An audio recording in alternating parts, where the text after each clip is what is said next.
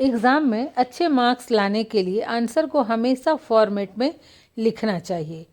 सबसे पहले तो 2 कलर का पेन का उपयोग करना चाहिए, जैसे आप ब्लैक और ब्लू रख सकते हैं।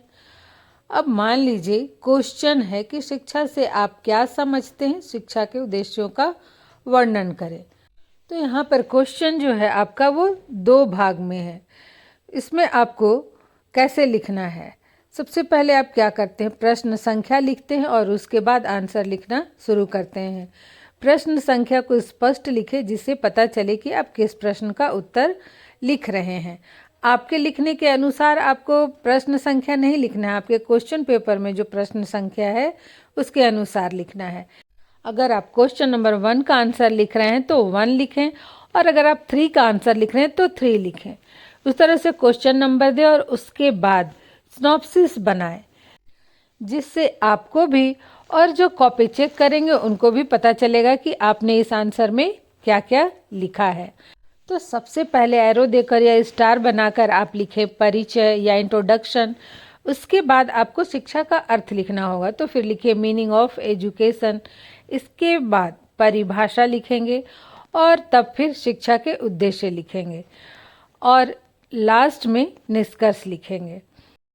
निष्कर्ष जरूर ही लिखना चाहिए और ये बहुत लंबा नहीं हो, 4-5 लाइन का निष्कर्ष काफ़ी होता है। उसी तरह से इंट्रोडक्शन भी आप लिख रहे हैं तो 5-6 लाइन का ही इंट्रोडक्शन काफ़ी होता है।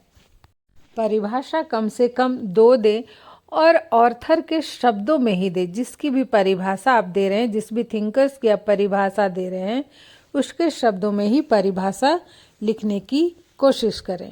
और शिक्षा के उद्देश्य के जो भी मुख्य बिंदु या पॉइंट्स है वो आप लिखें तो सिंपल तरीके से ना लिखें, बल्कि उसे कई तरह से आप दिखा सकते हैं, प्रदर्शित कर सकते हैं, जो देखने में सुंदर भी लगता है। और आप एक जगह अगर सभी बिंदुओं को लिख लेते हैं, सभी पॉइंट्स को लिख लेते हैं, तो आंसर लिखते समय अगर कोई पॉइंट भूल रहे हैं तो आप वहाँ से देख भी सकते हैं। आप जो भी पॉइंट्स हैं उनको कई तरह से दिखा सकते हैं। पॉइंट्स के जो नंबर हैं उसके आधार पर यह डिपेंड करता है। देखिए बहुत सारा तरीका है, इससे आपका पूरा क्लियर सारा पॉइंट दिखाई भी देता है और अच्छा भी लगता है। तो इसे ज़रूर फॉलो करें, जिससे आप अच्छे मार्क्स ला सकते हैं और कॉपी भी देखने में बहुत ही सुंदर लगती है।